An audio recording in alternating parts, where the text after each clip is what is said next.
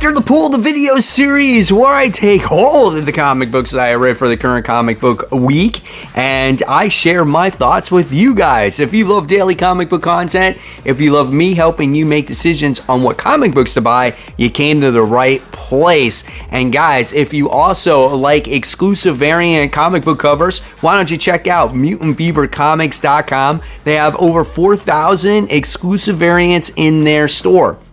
If you use my discount code Corner10, it's in my link in the description box below, you will get to save 10% on your first purchase and every other purchase after that. So don't forget to check out those awesome exclusives at mutantbeavercomics.com. All right, guys, so with that being said, we got a hefty show for you this week, so let's get started. The One Hand, this is issue 2. This book is 32 pages for $4. This book is written by Ram V. The art is done by Lawrence Campbell. The artwork is very dark, it's gritty, it reminds you of almost like a Gotham style of worlds, right? And this book takes place in the future, and there is the serial killer that's on the loose, and his name is the One Hand Killer. Now, there's been, I guess, different iterations of this One Hand Killer over the years. He leaves these patterns and whatnot. And our detective here, Ari Nasser, is the one that's trying to solve this case. This book crosses over with another book called Six Fingers. And I think that book, in my eye, is actually better. And after reading that crossover book, I was more intrigued. I liked the artwork. I was more focused on who the actual serial killer was and kind of like his origin story, where our detective here is continuously running in circles trying to find the serial killer, and he leaves his mark pretty much everywhere. That's really what this issue is once again. And then he goes to this particular art gallery, and then all of a sudden he winds up seeing his city is exploding all over the place. This book was okay. I liked the first issue a lot better because it just seemed there was a lot of mystery involved, but then I found again that crossover series is a lot better in my eyes. So even though this one was good, it wasn't as great as the first one. So I'm gonna grade this one a C+. I thought, it could have been better. I found myself it being a little bit too slow at times, and now I'm led to believe, is this the way it's going to be the entire time, like this cat and mouse type of game? And do I want to continue with it? Maybe. We'll see. Spider-Gwen Smash. This is issue 4. This book is 28 pages for the price of $4. This book is written by Melissa Flores, and its art is done by Enid Ballum. Now, what is going to knock this down a little bit for me is that this book was released out of order. The king-size Spider-Gwen should have been released after this issue 4, and it does tell the conclusion of this story. The artwork in this book is much better than in that annual.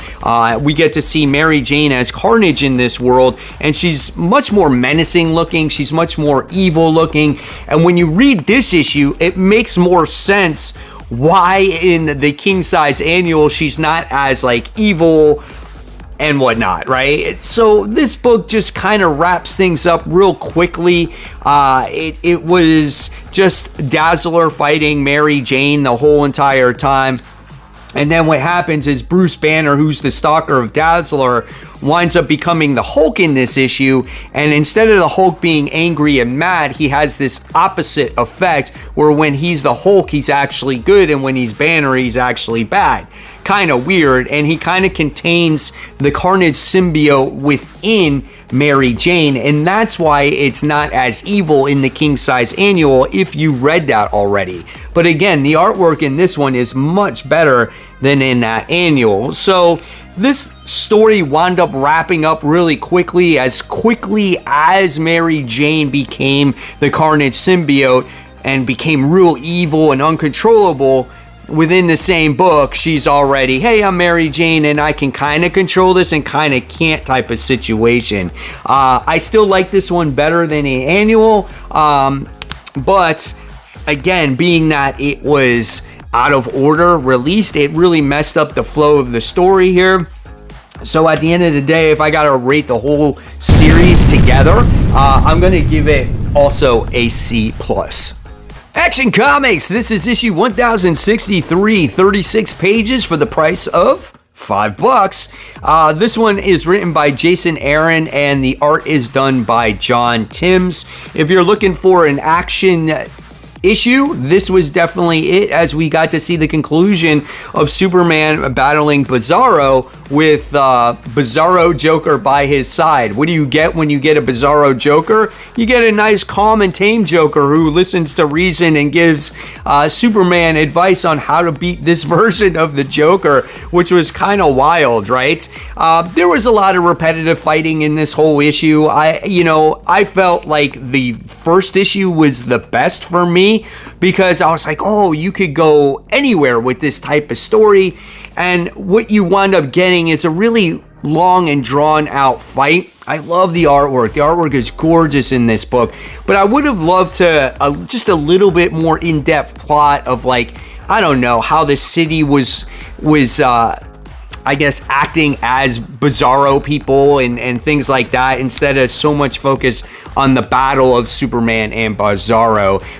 There was just a lot going on when it came to that, and it heavily focused on it. I'm not really knocking the book, it's just something that I wanted more out of the story, right? Definitely threw me for a loop with Joker being in this book, like I said, but overall, it was a fun book, and my hat's off to Jason Aaron writing a Superman story, and Action Comics has been improved in the past few issues, and I can't wait for the whole Brainiac thing. So I'm going to give this one a B-. The story was different, had some good action in there. I wish it was a little bit more in depth, but hey, it's all good. Batman and Robin, this is issue 7. We have a 28-page comic for $5. This book is written by Joshua Williamson, and the art is done by Simone Del Mio. The artwork looks good in this issue. It's not like as overwhelming in your face in every single panel, even though there I just showed you like a bunch of Robins and everything, but it looks good. I thought that seeing all these different characters was fun. There was lots of action in this comic as well. We get to see cool facial expressions, and yes, Flatline makes her appearance in this comic book once again as well. And what this book does really well is that it reintroduces you to who Flatline is, where she came from, her involvement in Lazarus Island if you did not read the Robin series from Joshua Williamson in the past. And then once we get through all that stuff, then we get to see these two team up, work together. You know, I always loved the family dynamic in this between father and son, which was cool. But what's the hidden agenda here when it comes to Flatline? Can she be trusted? Because that was kind of the situation when it came to the whole Lazarus Island as well. And these two are kind of dealing with still what's going on with the Man-Bat situation. And then at the end, we get an unlikely possible team up here. So this book is good. It's getting better as time goes along. When it comes to Damian and him being written by Joshua Williamson, I can trust him here, because that Robin series that I read before was really, really good. And I feel in many ways this might be more of a Damian series than a Batman series. We'll see as time goes along. So again, this one was probably going to be a B+ for me. I liked it. I definitely recommend this book. Dark Ride, this is issue 11. This is 24 pages for the price of $4. Another book written by Joshua Williamson. The artist is done by Andrea Bresson. I had to read this one digitally because my shop didn't seem to have it, and I guess maybe I haven't been putting it on my pull list. I've just been pulling it off the racks. But nevertheless, another solid issue when it comes to Dark Ride. The haunted amusement park, I should say, created by its owner. He sold his soul to the devil. He has to, possibly kill people from his own family in order to keep his whole legacy going. It's absolutely insane. It's a very character-driven book. At first, it was very much about the park, but then it was about the family members on who was going to run the park. And in this issue, we wind up getting to see more of Sam, who is the son of the park owner. and we get to see his biggest fears in a ride that he's actually trapped in, and it had to do with his daughter, and he was looking for his daughter, and how he was never there for his daughter and for his family, because all he ever wanted to do was please his father his entire life with this freaking park. And while he's going through this trial and tribulation of, facing his fears, it's very grotesque. There's a lot of horror going on in it. It's absolutely awesome. And at the end, we get to see the newest ride or newest attraction that's at the park. This is a great book. The only problem with it is it suffers from delays. It's like out every other month or every 2 months, and you kind of lose the momentum of the story, but it's really, really great. I would say this would be perfect for a trade, read, and read it on a rainy day or something. It is a really good book. I'm going to give this one a solid B. Definitely a recommend in my eyes. Thundercats, this is issue 2. This is a 32-page comic for $5. This one is written by Declan Shalvey, and the artwork is done by Drew Moss. The artwork is not horrible, but it's not my favorite. It's not what I would expect from a Thundercats comic, right? I would expect something a little bit more. I would expect some better facial expressions. It just seems just off. Maybe it's because I'm so stuck on, the 1980s cartoon that I was expecting that top tier artwork. Lion-O looks a little bit off at times, but, it is what it is at this point, and you just hope for a solid story, right? So in this comic book, we get to still see Lion-O as he suffers as, at one second he's a kid, and now all of a sudden he is the leader of the Thundercats. And it's hard for him to gain the respect from his peers now, especially Panthro, right? That's his name. I always get Panthro. And then there's obviously, conflict between the other Thundercats on how they should handle certain situations when it comes to that. But the biggest thing in this comic is we get introduced to a new character, and her name is Calica. And supposedly she is this farmer's daughter back on their home planet, right? And they're trying to make a decision. Do we trust her? Do we not trust her? And Lion-O is obviously struggling with that. And right away, they're like assuming that he has like this crush on her, that he has this connection to her or something like that. Like, okay, you know her for 2 seconds and you're already like connected to her. But anyway, the problem that this book suffers from is that it has like almost way too many plot points for an issue 2. We got, you got Mumra who's involved, which we think is connected to the Calica kid. And then we got the Slythe character, who's the leader of the Mutates, who is dealing with his own situation. Then you got Lion-O, who's dealing with being a leader. Then we got Panther, who's suffering of Lion-O being grown up, and then you got Wily Kit and Wily Cat suffering from Lion-O, not being a little kid anymore, and him playing with them. It's just, there's a lot of little things going on, and I just feel like it messes up with the pacing of this book, and I feel like that's the issue with it. It's not bad. It's just I don't know. It's kind of like a little bit all over the place. I kind of wish they slowed down some of the story plots and just focused more on one thing than like a little bit of like 6 or 7 different things. So at the end of the day, I'm going to continue reading it. It's just, I wish it was just a little bit better, maybe a little bit better structured. So I'm going to give this one a C+. What are you guys thinking of Thundercats right now? Mighty Morphin Power Rangers, The Return. This is issue 2. This is a $5 comic book. This one is written by Amy Jo Johnson herself, and Matt Hodson is the artist here. For a long time fans of Power Rangers, you're going to appreciate this issue, as the beginning of this comic book goes back 22 years ago, as you get to see some good old-fashioned Power Ranger action, okay? It's like you're watching the TV show all over again, and you get to see all the characters that you're familiar with from over the years. So again, you can definitely appreciate that. And in this book, you wind up getting to see the mission that was at hand before everything ended, right? You get to see them defeat was it Lord Zed and Rita and all the other characters that are on here, right? Obviously, there's sacrifices that are made in this comic in order for our Power Rangers to succeed. And then we go back to the modern day time where we got to see the mysterious character show up at the end of the last issue, and we find out actually who she is, and it is freaking awesome. I really loved it. And you wind up getting to see the Pink Ranger's daughter wind up showing up at the end also. So good stuff here. I really enjoy this book. As a non-Power Rangers fan, this is a great read. I'm going to give this one an A. Again, guys, what do you think of Power Rangers The Return? What If Venom issue 2? You guys are probably surprised I picked this one up because I didn't like the first one, but this was on my pull list because of the kick-ass cover. The last issue had to deal with Jennifer Walters actually being possessed by the Venom symbiote. It was all very convenient. Like, Sabretooth showed up. He wound up getting a piece of the symbiote for himself.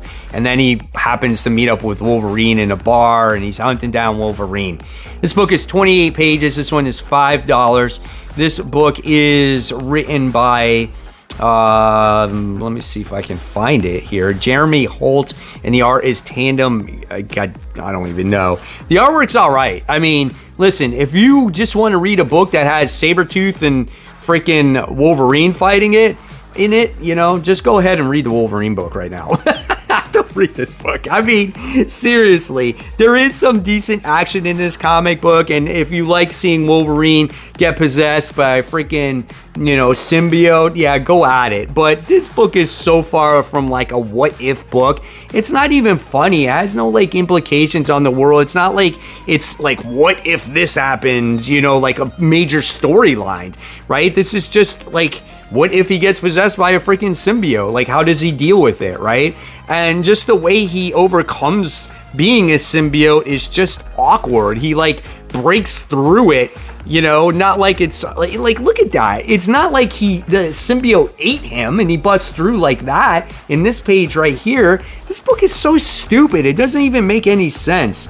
And then magically, like, he rips it off of him. He's naked in the street, and this guy comes up to him. He's like, hey, I can help you control the symbiote. And then Doctor Strange comes out of fucking nowhere. And then he excuse the language, and he just like, he's like, oh, I see this backpack here.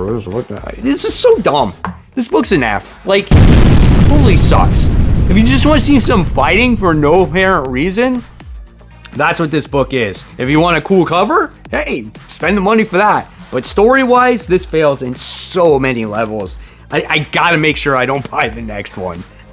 Wolverine, this is issue 45. This is 28 pages for $5. This is the Sabretooth War. This is part 5 now. The writing here is split between Benjamin Percy and Victor Lavelle. I feel like the writing in this one was not done by Benjamin Percy because the last one had a lot more action. It just was more gritty, and this one like focuses more on the exiles and just like kind of like more setup of what's to come in the series. It's like this issue almost suffered on what happened with issue 3, right? In this issue, you wind up seeing the exiles searching for Sabretooth. You wind up seeing the other Sabretooth characters searching for a way to stop the main Sabretooth himself, and then you see Sabretooth with Quentin Quire going into Forge's facility looking for something for himself. So everything that's going on in this particular issue is kind of like, again, like I said, a setup for what's going to happen in the next issues of when it comes to this series. The artwork is good, you know, it is what it is at this point. But it's just a book that was kind of like almost there, and it didn't really progress the story all that much. So I was a little bit disappointed with this issue. So I'm going to give this one a C+. It was kind of just there for me. And, you know, I hate when you got a couple different writers on the story. One writes a really great issue, and then you have another one where it's just like, it's okay. It's just like, this is going to be the issue where it just like takes a break for a minute and then we'll move on. So yeah, hopefully the next issue will be better. Carnage, this is issue 5, 28 pages for $5. The legacy numbering is 35. This book is written by Toran Grunbeck and Pierre Perez does the artwork. The artwork's been really good in the Carnage series as of late, and we've gotten to see Carnage, who's obviously come back to his normal freaking psychotic and serial killer self, and just trying to be the godlike creature that he wants to be. Now, in the last issue, you wound up getting to see what happens to Dylan Brock if he wound up dying, right? And in this issue, you wind up seeing what happens to Carnage when he goes to the Venom comic book.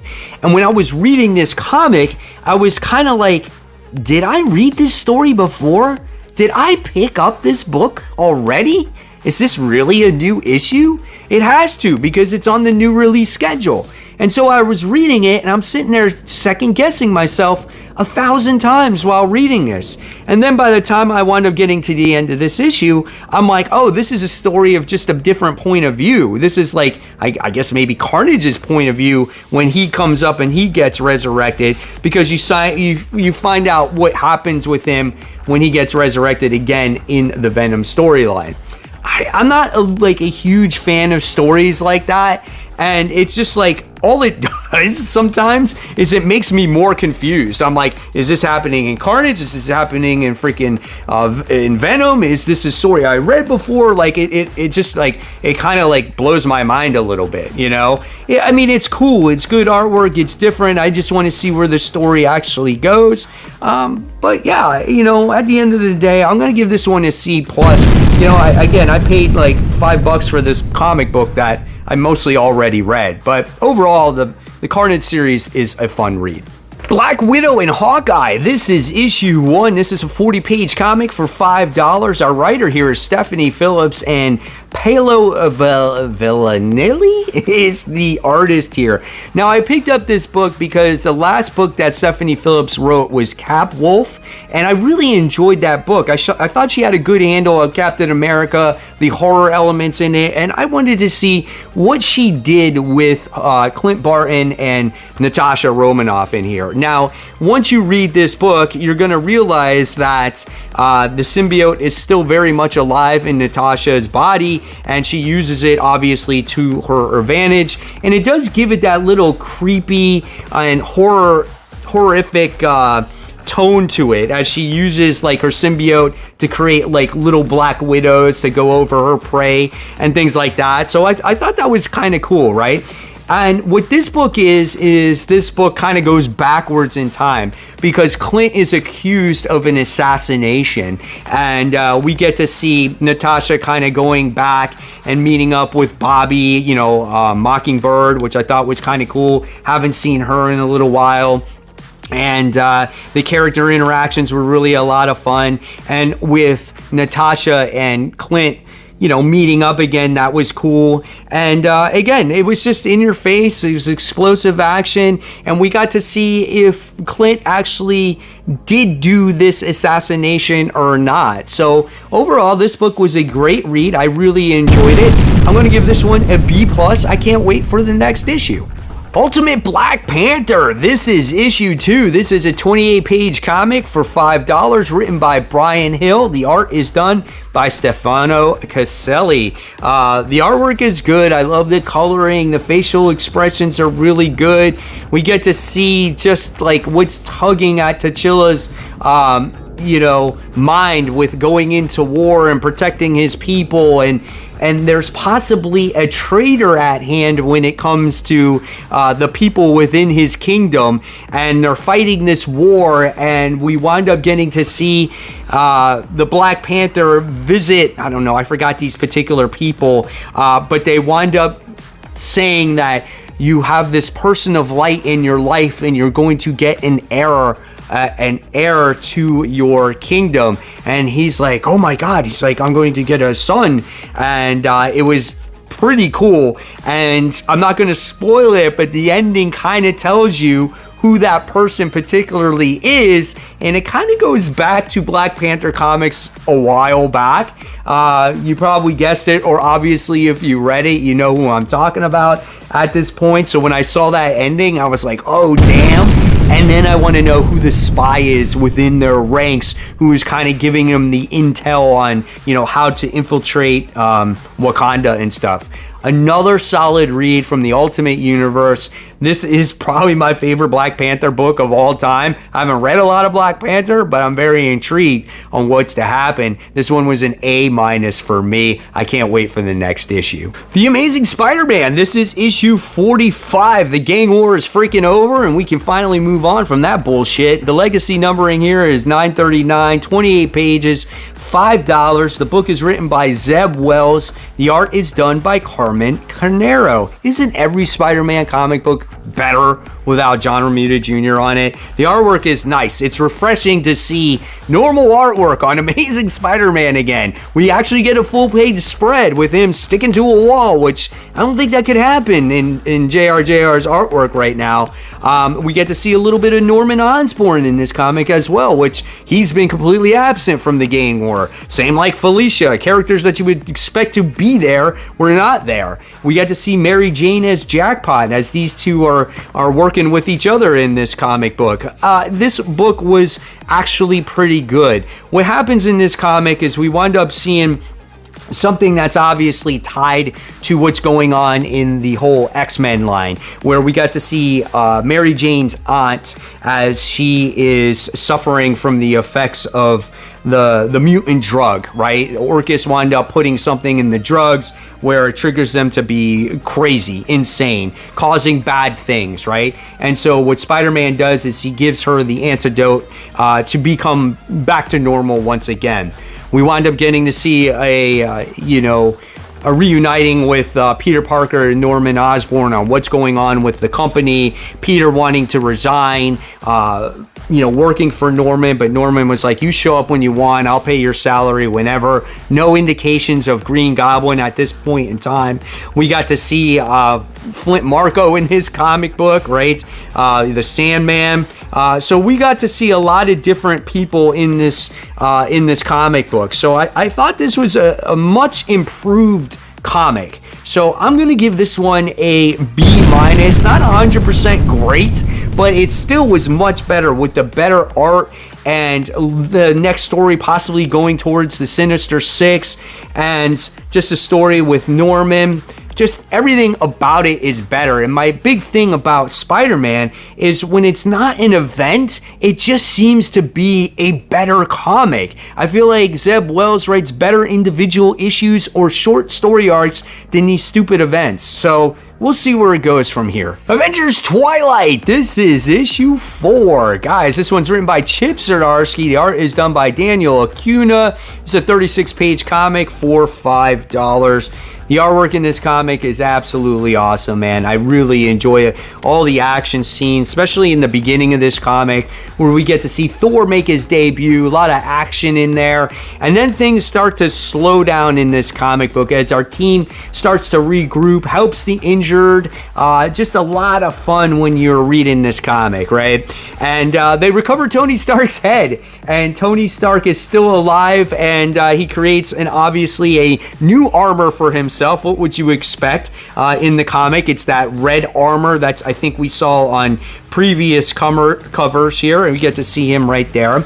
And then you get to find out who the main villain is in this comic, and you find out who also the Avengers are in this comic as well. It just led to an awesome ending. Another great story here when it comes to this part. I'm not sure how many parts are here. If you guys know, let me know in the comments below. But this is a great book. This is an A in my opinion once again. Still not my favorite book of the week, but definitely way up there, guys. Green Lantern, this is issue 9, 36 pages for $5. There is a backup story in this comic book with Jessica Cruz, Jeremy Adams. The art is done by Zermanico, and the art is great in this comic, man. Let me tell you, check that out. That looks great. Let's get you a picture of Hal in here. You know, we got that going on in here, right? Overall, this book looks absolutely phenomenal. He's saying the saying, you know, it's just so freaking cool. Just a great looking book. And ever since issue 1, you finally get a revelation of where Hal Jordan's ring came from. So if you felt like this series dragged out a little bit here, again, you wind up finding out. And if you read the last issue, you were told by, what was her name, Madame Zardanu, of going to this particular place with great power, and you wind up seeing Hal Jordan go beneath the earth, and he comes across a longtime colleague, and the dude's name was Tom Calamaco? I don't know. I'm not even familiar with this guy. I've only really read Green Lantern, I think, since like Blackest Night, and I don't remember him at all. But he is the Guardian of the Green, and we wind up getting to see the revelation of the Green Lantern power battery emerge once again, and how Jordan now is right at home with the power battery and being able to create a core once again, and just absolutely awesome to see him leave Earth's atmosphere, and the delight on his face on him, you know, just being able to fly and be himself again was so cool. This book is a top pick for me this week. Definitely go out there and pick this book up. If you were kind of like on the fence about it, you think, oh man, where's this book going? This is it. This is your payoff, guys. Definitely check this one out. A+ in my opinion. Green Lantern is freaking awesome. Transformers, this is issue 6. Here we go, guys. Daniel Warren Johnson on his last issue of doing the art duties here. Mike Spicer's the colorist. Jesus, man, what can I say about this comic book? It's got freaking everybody in there. It's got Devastator, Optimus Prime, Starscream, it's got Sparkplug, Cliffjumper, Carly, it's just got everything. And this comic book is just balls to the walls, just all out action, fighting, Starscream versus freaking Optimus Prime, Devastator versus Optimus Prime, and all the other Transformers in here. Just all the great sound effects. Ratchet's legs are getting, destroyed. You have Cliffjumper coming face to face with Starscream, and it's based off of that fight. Is that going to affect Carly and Cliffjumper's relationship in the future? I absolutely hope not. But the thing that this comic does is that it almost brings back PTSD from if you were a kid in that movie theater and you got to see Optimus Prime's death. In the movie, you're like, oh my God, I can't believe Optimus Prime is dying. And you're like crying, right? Spoiler here, I'm spoiling this part because I have to talk about this. Based off of all the crazy heavy-ass damage that Optimus Prime suffered while facing Devastator, not Megatron, we saw an all-familiar scene. He's on that table. He's about to die. He's about to pass on, that leader of Matrix. And as a fan of Transformers, you know what that is. You know what that means. And the next thing that winds up happening is when he drops that Matrix, Hot Rod's not there to freaking pick it up and become Optimus Prime. Sparkplug winds up sacrificing himself to re-energize that power, that Matrix, and heals the Transformers to get the upper hand in the battle. And you're like, oh, dang. And did you just see the freaking action go all freaking crazy? And it was just insane, balls to the wall stuff. An absolutely awesome issue. And we wind up getting to see the Decepticons retreat. And the cool thing was Optimus Prime trying to have a reason with Soundwave. He actually debates it about it for a little bit, going, man, should I join Optimus Prime? I don't know. But then he flies off. But in that next issue, it looks like it leads to a fight between Soundwave and Starscream, because you got to see the cover, right? I mean, if you haven't seen the cover yet, maybe I'll try to find it and leave it for you to check out. A+, top pick, S rank, the best rank. This book trumps every single book. The only sad thing is that Daniel Warren Johnson is not doing the art duties anymore, but hopefully, Jorge, is it Jorge? No, who is it? Jorge Corona is the one that is going to do a bang-up job here. But still, nevertheless, the storytelling is great, man. Buy this book, read this book, buy it in trade when it comes out again, support the Transformers, write letters for Daniel Warren Johnson to be like, dude, please continue this book no matter what the cost. Such an awesome book. So there you have it, webheads. There are the rest of the comic books that I read for the week. 15 in total, I think, or 16 of them. A huge show. Hopefully you enjoyed it. I want to know all your thoughts in the comments below on these comic books and maybe some others you read. And if you love the content, there's more right for you to check out. And as always, guys, support the local comic shops. Keep buying, keep collecting, but more importantly, always read your comics. Guys, I'll see you real soon. Take care. Bye.